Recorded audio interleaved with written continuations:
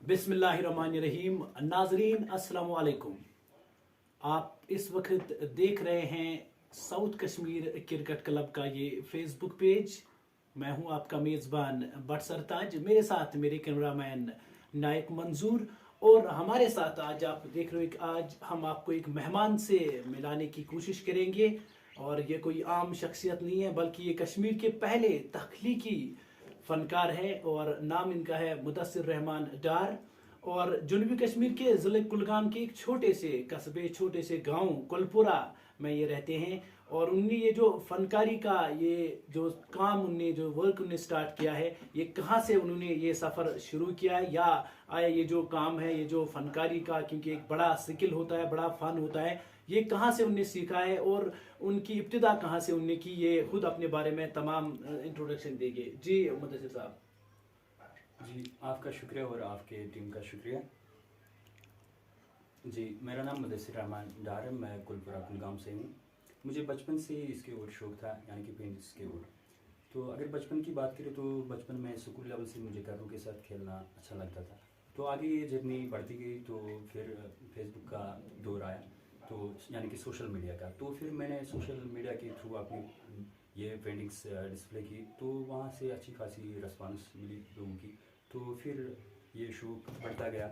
तो उसके बाद डिस्ट्रिक्ट लेवल पे एक कंपटीशन हुआ, तो मुझे उसमें फर्स्ट पोजीशन मिली। तो फिर मैंने सोचा कि नहीं, मुझे इस चीज़ में आगे भी जाना चाहिए। तो फिर ये जर्नी चलती गई। तो उसके अलावा तो जो आपने आर्ट के बारे में कहा, तो कुछ चीज़ें नेचुरली होती हैं इंसान के अंदर, जैसे आर्ट का फ़न या किसी को शायरी का शौक़। तो मुझे ये गॉड गिफ्टेड था ये चीज़। तो फिर आगे जाके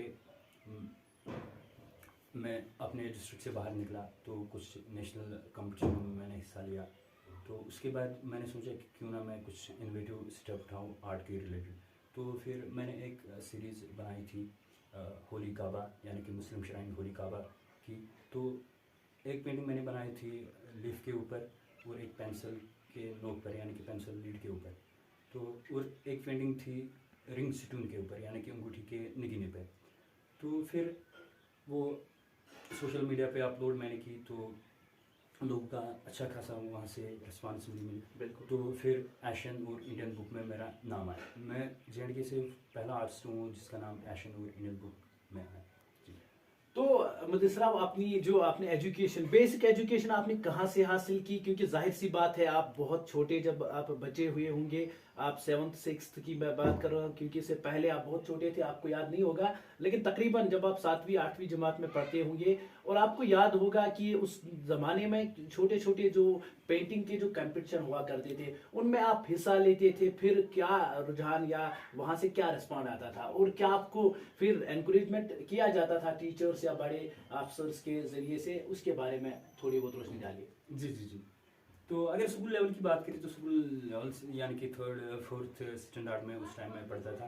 तो सुबह मॉर्निंग असेंबली में मुझे अप्रिसिएशन दी जाती थी, और उस्ताद ने मुझे बहुत सपोर्ट किया उसमें, और घर वालों का भी सपोर्ट रहा बचपन से ही। तो अप्रिसिएशन मिलती थी। लेकिन मैं एक प्राइवेट इकबाल इंस्टीट्यूट कुलपुरा, एक लोकली हमारा स्कूल था, तो वहीं पढ़ता था। तो फिर उसके बाद गवर्नमेंट हायर सेकेंडरी उशमजी, तो उसके बाद ये जर्नी चलती गई।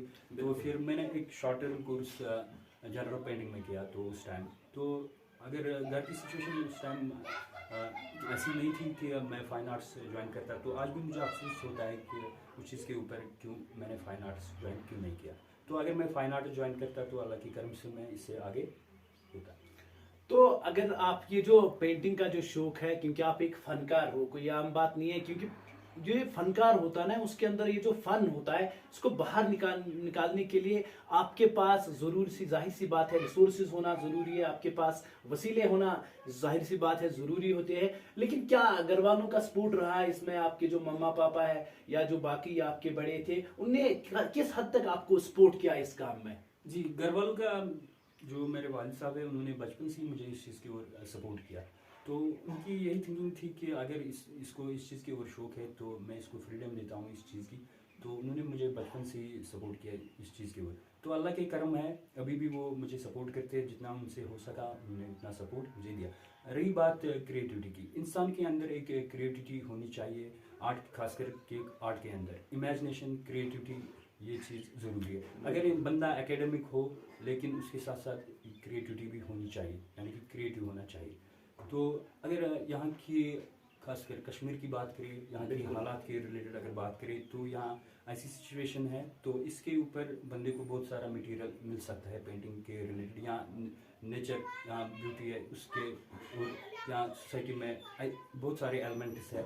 खासकर कि मेरी जो पेंटिंग्स रहती है थीम ये सोशल इशू के ऊपर ज़्यादा रहती है। मैं ज़्यादातर सोशल इशू हाईलाइट करता हूँ, जैसे कि child abuse, drug addiction, child labour. तो मेरी कुछ पेंटिंग्स इंटरनेशनल लेवल पे भी डिस्प्ले हुई, इंटरनेशनल ह्यूमन राइट्स वगैरह उनके ज़रिए भी कुछ पेंटिंग्स डिस्प्ले हुई। तो उसके अलावा कुछ नेशनल लेवल पे, खासकर कि यहाँ हाल ही में एक आर्ट गैलरी शुरू हुई, कश्मीर म्यूजियम आर्ट गैलरी, वहाँ भी मेरी एक दो पेंटिंग्स डिस्प्ले हुई, अभी भी वहाँ मौजूद है। जी जो कश्मीर में, क्योंकि जो आपने बोला कि वहाँ पे जो आर्ट गैलरी एक की शुरुआत हुई है, तो वहाँ पे जो आपकी पेंटिंग्स है, कौन सी पेंटिंग्स आपने वहाँ पे की जो वहाँ पे डिस्प्ले हुई है? क्योंकि यकीनी तौर पे आपका जो कहना है, आप ज़्यादा सोशल इश्यूज को ज़्यादा हाईलाइट करने की अपनी इस पेंटिंग में, अपनी इस फन में, वही आप ज़्यादा हाईलाइट कर रहे हो, इसी के ऊपर आप ज़्यादा रोशनी डालना चाहते हो। और सबसे अच्छी बात है कि अगर आप इतने सोशल इश्यूज को अपनी इस पेंटिंग में सामने लेके आओगे, क्योंकि जाहिर सी बात है कश्मीर तो ज़्यादा मसले यहाँ पे ऑलरेडी सोशल इश्यूज बहुत ज़्यादा रहते हैं। खासकर पूरे, अगर हम इस वक्त दुनिया की बात करेंगे, अब कश्मीर भी इसी लपेट में आ चुका है। चाइल्ड लेबर का जो मसला है या बाकी यहाँ पे जो समाजी बिदात है, तो उनके ऊपर भी आप वर्क करते हो, अच्छी बात है आपके लिए। कौन से आपके जो नए, जो अभी हाल ही में पेंटिंग डिस्प्ले हुई है, कौन सी पेंटिंग डिस्प्ले हुई है? जो मेरी वहाँ पे पेंटिंग डिस्प्ले हुई है उसका नाम है, उसका टाइटल है पीस। यानी कि पीस के रिलेटेड मेरी काम रहती है कि हर कोई एक बंदा चाहता है कि मैं पीस में रहूँ, मेरी एक फ्रीडम होनी चाहिए, जैसे कि एक परिंदे की है, ठीक है। तो उसी के रिलेटेड मेरी जो पेंटिंग्स से अलग अलग टाइटल रहता है पेंटिंग्स का। जैसे दूसरी उसका टाइटल है मदर, यानी कि मदर की फैन। हर कोई एक फील करता है अपने तरीके से। हर कोई एक, जब बंदा घर से निकलता है शाम को, माँ सोचती होगी कि ये बंदा घर पहुंचे या ना पहुंचे, तो उसके रिलेटेड भी मेरा काम रहता है। तो बहुत सारे इशू है, जैसे कि आपने बोला कि चाइल्ड लेबर के ऊपर भी मेरी पेंटिंग्स रहती है, चाइल्ड अब्यूज या हालांकि ड्रग एडिक्शन, तो उसके रिलेटेड भी मेरी पेंटिंग्स। बिल्कुल सही बात है। लेकिन आज ये अपना अपनी ड्रग्स का भी बोला, हालांकि मैं ये भी आपसे बयान करना चाहूंगा, बल्कि आपसे ये सवाल मेरा रहेगा कि जो ड्रग्स के ऊपर, क्योंकि एक बहुत बड़ी वबा मेरे ख्याल से हमारे कश्मीर में फैली हुई है। हमारी जो नौजवान पूद है, हमारी ये जो नौजवान नस्ल है, इस वक्त उस लतपत में गिरी हुई है, ड्रग्स की लतपत में। तो पेंटिंग के हवाले से, क्योंकि हम आया रोज अखबार में देखते हैं, न्यूज़पेपर्स में ये भी देखते हैं, वहाँ पे बड़े बड़े इसके ऊपर टॉपिक लिखे जाते हैं, ऐसे जैसे बड़े बड़े मजमून लिखे जाते हैं, और मुझे नहीं लगता उनसे ज़्यादा असर पड़ता है। क्योंकि एज एक पेंटर जो होता है ना, ये जो फनकार होता है, उसकी जो ये फनकारी होती है वो ज़्यादा दिल लुभाती है लोगों को। तो आपने इसके बारे में अब तक जो कोशिश की होगी, मजीद आप अपनी पेंटिंग से इसी ड्रग्स के बारे में क्या आपके दिमाग में कौन सा ख्याल आ रहा है कि आप कौन सा फन मजीद इसमें और ऐड करना चाहोगे? जी बिल्कुल, आपने सही फरमाया।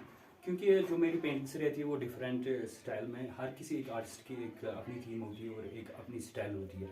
तो हर किसी एक आर्टिस्ट का एक अपना अंदाज़ है। मेरी पेंटिंग्स बनाने का एक अपना अंदाज़ है। जो मैंने ड्रग के रिलेटेड कुछ पेंटिंग्स बनाई थी, एक सीरीज़, तो जैसे कि एक फूल है, फूल हर किसी इंसान को पसंद आता है, उसकी खुशबू। तो मैंने बिल्कुल मैंने उल्टे तरीके से लटका के फूल को नीचे किया है। क्योंकि यहाँ से मैंने कुछ सिगरेट सिंबल्स दिखाई, यहाँ पे कुछ दुआ दिखाए, यहाँ कुछ डिफरेंट, यानी कि एब्स्ट्रैक्ट स्टाइल जो मेरी पेंटिंग्स थी वो एब्स्ट्रैक्ट स्टाइल। बिल्कुल कुछ ही लोग समझ पाते हैं कि एब्स्ट्रैक्ट। बिल्कुल जी, अच्छी बात है। तो सही बात है, आपने ये जो स्टाइल इसमें ऐड किया है, एब्स्ट्रैक्ट स्टाइल एक अच्छा खासा स्टाइल है, क्योंकि इसमें बहुत सारे आपको इश्यूज लेके, यानी कि मॉडर्न स्टाइल भी कह सकते हैं। We can say it innovative, एक जदीद ख्यालात का जो आपके पास, जरूरी बात है कि एक आर्टिस्ट के पास इनोवेटिव आइडियाज होने जरूरी है, तब जाके उसकी पेंटिंग अरूज को पहुंचती है। और आपने अभी अभी कहा क्योंकि आपकी स्कूलिंग जो मैट्रिक तक रही है, आगे आपकी जो स्कूलिंग थी वो किस हद तक रुकी, इसके बाद आपने क्या किया? जी जी, आपने सही फरमाया जी। तो देखो क्या होता है कि हर किसी की वो सिचुएशन नहीं होती, घर में ऐसे हालात पैदा हुए कि आगे जाके मैं अपनी एजुकेशन कंटिन्यू नहीं रख पाया। तो आज भी मैं अफसोस करता हूँ कि इस बात पे कि कुछ हालात ऐसे हुए कि मैं कंटिन्यू नहीं कर पाया। अगर मैं कंटिन्यू स्कूलिंग कर पाता तो अल्लाह के करम से मैं आगे इससे आगे निकलता। तो मुदस्सिर साहब, आपको इस बात का यकीनी तौर पे मुझे लगता है कि आपको बहुत ज़्यादा दुख होगा। अपने फाइन आर्ट्स का जो स्कूल है श्रीनगर वगैरह में, यहाँ पे हमारे श्रीनगर सिटी में वो पढ़ता है, तो आपने वहाँ पे ज्वाइन नहीं किया। You have not join the fine arts school. Like आपके लिए बेहतर था, क्योंकि एक आर्टिस्ट के लिए फाइन आर्ट्स के स्कूल में जाना था। अगर आपने यहाँ से, मैं कहता हूँ कि अगर आपने यहाँ पे एजुकेशन को रोक लिया था मैट्रिक के बाद ही, लेकिन फिर अगर आप फाइन आर्ट्स के स्कूल जाते तो शायद एक अच्छी बात होती। लेकिन क्या आप मिस करती हो, आप वहाँ पे नहीं जा सके? कितना अफसोस है आपको? जी, इस बात का अफसोस है, लेकिन अल्लाह के करम में मेरे ऊपर कि वहाँ मैं बहुत बार इनवाइट किया गया। तो बड़े बड़े जो आर्टिस्ट हैं JNK के मसूद हुसैन साहब, यानी कि नौशाद साहब, या रूफ कायसी साहब, मुनीर अली खान साहब, MM महबूब साहब, तो इनके पेंटिंग के साथ मेरी पेंटिंग साइड में और डिस्प्ले होना, तो ये मेरे लिए बड़ी फ़ख्र की बात है। उन बड़े आर्टिस्टों के साथ जो रिनोड आर्टिस्ट हैं, तो उनका हाथ मेरे सर के ऊपर है। तो पहले अल्लाह का हाथ है, तो फिर अपने उस्ताद का हाथ। तो ये मेरे लिए खुशी की बात है। तो मैं यूनिवर्सिटी जाने का मुझे मौका मिला। आर्ट क्लासेस मैंने देखे कैसे, ये वर्कशॉप्स कैसे होते हैं, तो ये मेरे लिए खुशी की बात है। तो जाहिर सी बात है मुदस्सिर साहब, हर किसी फील्ड में हर कोई अपना आइडियल होता है। तो आपके कौन से आइडियल है, कौन से आपके फेवरेट है, ये जो आपके गाइड भी रहे होंगे इस आर्ट के फील्ड में, कौन आपके आइडियल रहे होंगे? यानी कि इंस्पिरेशन। डेफिनेटली जी, अगर इंस्पिरेशन की बात करें तो मेरे लिए इंस्पिरेशन मेरा कश्मीर है। क्यों कि कश्मीर, मैंने इससे पहले भी कश्मीर के बारे में जिक्र की, कश्मीर मेरे लिए इंस्पिरेशन है। कश्मीर सिर्फ कश्मीर, लेकिन मैं किसी शख्स की अगर बात करना चाहूंगा जिसको देखकर आपने पेंटिंग में और ज्यादा जान भरने की कोशिश की होगी। देखो, MF हुसैन साहब है, यानी कि मकबूल फिदा हुसैन साहब, जैक्सन पोलार्क, SM सूजा, बड़े बड़े आर्टिस्ट हैं। तो हर किसी एक आर्टिस्ट की एक अपनी स्टाइल होती है और अपनी पहचान। एक नॉन फिगरेटिव आर्ट होता है, एक फिगरेटिव आर्ट होता है, एक एब्स्ट्रैक्ट आर्ट होता है, एक रियलिस्टिक आर्ट होता है। जैसे कि किसी का पोर्ट्रेट बनाना, पोर्ट्रेट से क्या होता है, आपको एक फेम मिलता है। जैसे कि मैंने मंजूर साहब के यहाँ आपका पोर्ट्रेट बनाया, या किसी क्रिकेटर परवेज रसूल साहब का, या किसी और का, शायद खान आफरीदी का पोर्ट्रेट बनाया, तो उससे मुझे एक पहचान मिलती है कि लोग समझते हैं ये आर्टिस्ट है। लेकिन वो उस आर्टिस्ट की एक अपनी स्टाइल होती है। तो मेरी एक अपनी पहचान है, अपनी स्टाइल है एब्स्ट्रैक्ट। मैं ज़्यादातर मॉडर्न आर्ट पसंद करता हूँ, यानी कि कंटेम्प्रेरी आर्ट पसंद करता हूँ। वो जाहिर सी बात है, उसी कंटेम्प्रेरी आर्ट के ऊपर ही आपको वर्क करना होगा। लेकिन एक बात आपने यहाँ पे ऐड की है, my ideal is MF Hussain, मकबूल फिदा हुसैन मेरे भी बहुत ज़्यादा फेवरेट रहे। अगर मुझे आर्ट के साथ थोड़ा भी लगाव है, आई थिंक सो कि मुझे शायद वो दैट मेरी पर्सनालिटी है। उसके बारे में सिर्फ आप एक लफ्ज़ बोलेंगे, क्योंकि मुझे वो बहुत ज़्यादा पसंद है, सो दैट इज़ वाई। लेकिन आपकी ज़बान से सुनना चाहूँगा मकबूल फिदा हुसैन साहब के बारे में। एक बड़े आर्टिस्ट हैं मेरी नज़र में, और शायद कश्मीर के सबसे बड़े ऊंचे पायदान पे वो अब तक भी फाइज है, इससे पहले भी रहे हैं। अगर मैं बात करूँ, वो वर्ल्ड के फेमस आर्टिस्ट थे। इंडिया की बात छोड़ो, लेकिन कश्मीर के वो थे नहीं, वो इंडिया के थे, यानी कि मुंबई के थे, ठीक है। लेकिन उसके बाद उसके कुछ मसाइल आए, तो वो UA चला गया। तो क्या था, उसकी कुछ कंट्रोवर्शियल वो थी उस टाइम। जी बिल्कुल। लेकिन उसके जो आर्ट का स्टाइल था, उसने सिखाया कि एब्स्ट्रैक्ट आर्ट, मॉडर्न आर्ट, वो स्टाइल चेंज किया, पहचान। बिल्कुल उसने बिल्कुल सही बात तो है। वो एक बड़े आर्टिस्ट थे, तो हम उस लेवल के आर्टिस्ट है नहीं, तो हम इनको फॉलो करते हैं। लेकिन मेरे लिए खुशकिस्मत की बात है, एक बार मेरा एक नेशनल एग्जीबिशन हुआ था, तो उनके पेंटिंग के साइड में या बगल में मेरी पेंटिंग डिस्प्ले हुई थी। बहुत बड़ी बात है आपके लिए कि उस जैसे बड़े आर्टिस्ट के साइड में, बल्कि हम कहेंगे ही इज नाउ रिनाउड, हाँ बिल्कुल, रिनाउड इंटरनेशनल आर्टिस्ट भी कह सकते हैं हम उसको। MF हुसैन जो आर्ट गैलरी है, उनकी जो जानी पहचानी आर्ट गैलरी है, आपको बहुत सारे इनामात भी मिले होंगे। तो अब तक जो अवार्ड ने आपको सबसे ज्यादा मुतासिर किया वो कौन था, और कौन कौन से अवार्ड्स आपको अब तक मिले? अगर अवार्ड्स की बात करें तो अवार्ड्स बहुत सारे आए लाइफ में। तो जैसे कि डिस्ट्रिक्ट से शुरू करते हैं। डिस्ट्रिक्ट एडमिनिस्ट्रेशन के थ्रू मुझे 3 बार अवार्ड्स मिले। तो एक पहला अवार्ड था, टाइटल था उसका art star of the district. तो दूसरा था कल्चर, आर्ट एंड कल्चर, वो भी अवार्ड था, तो वो एडमिनिस्ट्रेशन ने मुझे दिया। तो तीसरा भी ऐसा है कुछ था। तो उसके बाद कुछ सर्टिफिकेट्स भी थी नेशनल लेवल के। बिल्कुल। तो उसके बाद कुछ इंटरनेशनल ऑनलाइन एग्जीबिशन हुए, तो वहाँ से भी कुछ सर्टिफिकेट्स मिले। तो उसके बाद जो मैंने बोला था कि सबसे एक मशहूर पेंटिंग यानी कि जो वायरल हुई थी उस time, smallest painting of holy Kaaba ring सिटून। तो फिर उसके बाद वो एशियन और इंडियन बुक ऑफ रिकॉर्ड में वो सबसे बड़ा अवार्ड था मेरे लिए सबसे बड़ी खुशी की बात है कि मुझे इस रिलीजियस आर्ट पे वो अवार्ड मिला। यानी कि मैंने होली काबा होली श्राइन की एक पेंटिंग बनाई थी, तो मेरे लिए सबसे बड़ी खुशी की बात यही है कि होली काबा पे मुझे वो अवार्ड मिला जी। तो जाहिर सी बात है वो हर किसी के लिए खुशी की बात ही होती है। तो मज़ीद आपसे जानना चाहेंगे आपके फैमिली बैकग्राउंड के बारे में, आप अपने नाज़रीन को बताइएगा, क्योंकि हम भी ज़रूर जानना चाहेंगे कि मुदस्सिर साहब इतने बड़े आर्टिस्ट किस ख़ानदान से ताल्लुक़ रखते हैं, और फैमिली बैकग्राउंड के बारे में आप बताइए। जी, अगर फैमिली बैकग्राउंड की बात करें तो मेरी जो डायनास्टी यानी कि हमारी जो कास्ट, मैं डार्क कम्युनिटी से बिलोंग करता हूँ, कि यानी कि मैं डार हूँ, ठीक है। तो हमारी जो फैमिली बैकग्राउंड है तो अच्छा खासा बैकग्राउंड है मेरा। तो उतना हाई लेवल का भी नहीं है, उतने नीचे लेवल का भी नहीं है, मिडिल क्लास। हाँ, मैं ये कहूँगा कि घर वालों का सपोर्ट मुझे बचपन से ही मिला। तो मेरे लिए सबसे अमीर तरीन इंसान वही है कि जो अपने बच्चे को अपने शौक में सपोर्ट करे। तो घर वालों का मुझे अच्छा सपोर्ट रहा है। बिल्कुल। तो घर वालों का आपको सपोर्ट मिला है, अपनी टीचर्स का बचपन में आपको सपोर्ट मिला है, इसके बाद एडमिनिस्ट्रेशन ने आपको थोड़ा सपोर्ट किया था तो मजीद, लेकिन गवर्नमेंट की तरफ से, क्योंकि ओवरऑल आप एक आर्टिस्ट को गवर्नमेंट का सपोर्ट ज़रूरी होता है। एक बड़े अगर खिलाड़ी भी होता है उसको सपोर्ट चाहिए, एक बड़ा पेंटर हो, कोई कोरियोग्राफर हो, कुछ भी हो, लेकिन एक आर्टिस्ट जो हो कम अज़ कम उसको गवर्नमेंट का सपोर्ट मिलना ज़रूरी है, चाहे फाइनेंशियली हम कह सकते हैं या किसी और तरीके से। कहाँ तक वो आपको सपोर्ट किया गवर्नमेंट ने इस फील्ड में अब तक? जी, अगर गवर्नमेंट की बात करें या एडमिनिस्ट्रेशन की बात करें, खासकर कश्मीर की बात करें, तो कश्मीर के अंदर बहुत ज़्यादा टैलेंट है। तो अगर कश्मीर से बाहर की बात करें तो अगर वहाँ किसी के अंदर छोटा टैलेंट होता है तो उसको एक पॉलिश मिलती है, तो वो नेशनल लेवल तक पहुँचता है। तो कश्मीर में बहुत ज़्यादा टैलेंट है, लेकिन यहाँ नोट्स करने की बात है, गवर्नमेंट यहाँ उस तरीके से नोट्स नहीं करता, खाली कहता रहता है कि स्किल्स डेवलप, यो बाकी चीज़ ये कहने की बातें है सब। तो अगर असल टैलेंट की बात करें, हकीकी बात करें, तो यहाँ सपोर्ट नहीं मिलता, ना एडमिनिस्ट्रेशन से मिलता है उस तरीके का, ना गवर्नमेंट से मिलती है वो सपोर्ट। तो अगर यहाँ टैलेंट की बात करें तो कश्मीर के अंदर खासकर टैलेंट की कोई कमी है नहीं। अगर यहाँ किसी चीज़ की कमी है वो यहाँ के एडमिनिस्ट्रेशन के अंदर। थैंक्स।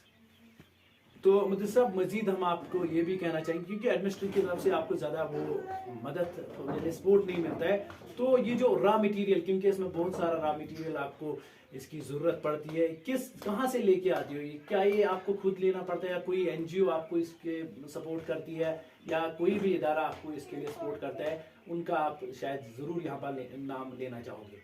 जी, ऐसा कोई सपोर्ट नहीं मिला, न किसी एनजीओ से मिला, आज तक कोई सपोर्ट ही नहीं मिला।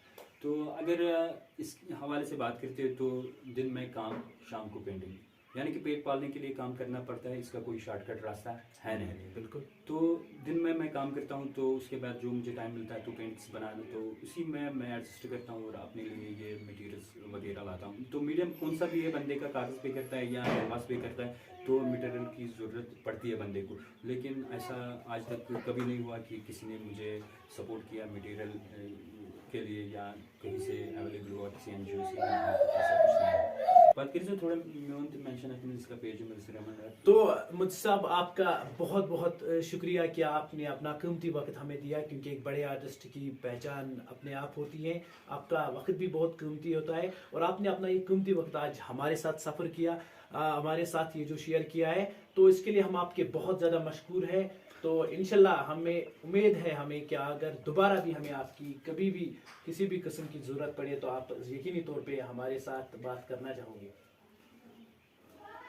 जी, आपका दोबारा शुक्रिया, और मंजूर साहब का शुक्रिया जो कि आपका पेज चल रहा है जेके साउथ कश्मीर क्रिकेट क्लब। तो इस चैनल के माध्यम मैं यही लोग से कहना चाहता हूँ कि ये पेज आगे शेयर करें, जितना आपसे हो सके इतना शेयर करें और इनको सपोर्ट करें।